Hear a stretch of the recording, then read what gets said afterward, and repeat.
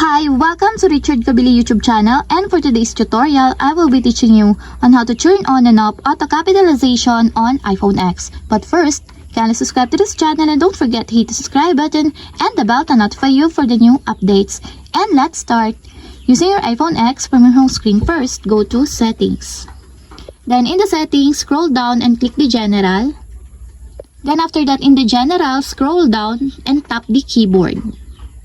Then after that, in the keyboards, scroll down and go to all keyboard section, then find the auto capitalization, and as you will see, there's a switch button on the right side of it. Then all you have to do is just click it to enable until it becomes green.